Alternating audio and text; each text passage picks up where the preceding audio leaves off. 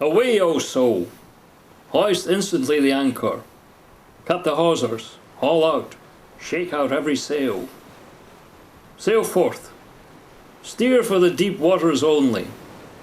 Reckless, O soul, exploring, I with thee and thou with me, for we are bound where mariner has not yet dared to go, and we will risk the ship, ourselves, and all.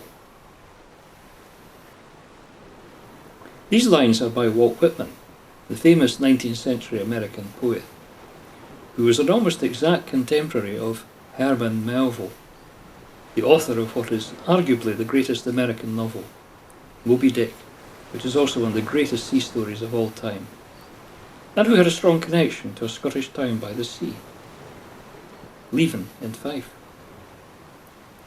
Herman Melville was the great-great-grandson of the Reverend Thomas Melville, minister of Scooney Kirk, who died in 1769. His son emigrated to America and became a merchant in Boston.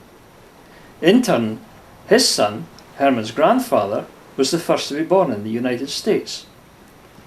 In 1856, Herman was in Scotland as part of his European travels and wanted to follow up his Scooney ancestry, but to no avail.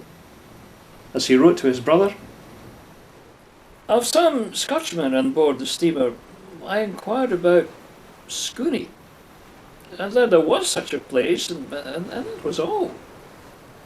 I endeavoured to find out more about it, but though I consulted the books containing lists of all the clergy in Scotland, I could find no clergyman or parish called Scooney.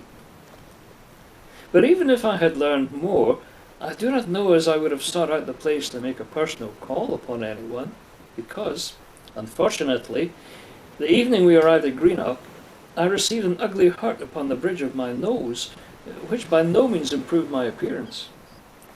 A sailor was lowering a boat by one of the tackles. The rope got foul. I jumped to clear it for him, when suddenly the tackle started and a coil of the rope flew up in my face with great violence, and for the moment I thought my nose was ruined for life. But the wound is now healed, and I hope that in a few days little or no scar will remain. But for the week succeeding the accident, I presented the aspect of one who had been in a bar-room fight." But what a sad tale! He never got here. If he and his informants had known that Scooney was in the proximity of Leven town, the visit might just have happened after all, in spite of the nasal mishap. Plus, if he'd known of the connection of an earlier classic book of the sea, Robinson Crusoe, with nearby Lower Largo, the birthplace of Alexander Selkirk, that might have made a trip more likely. Who knows?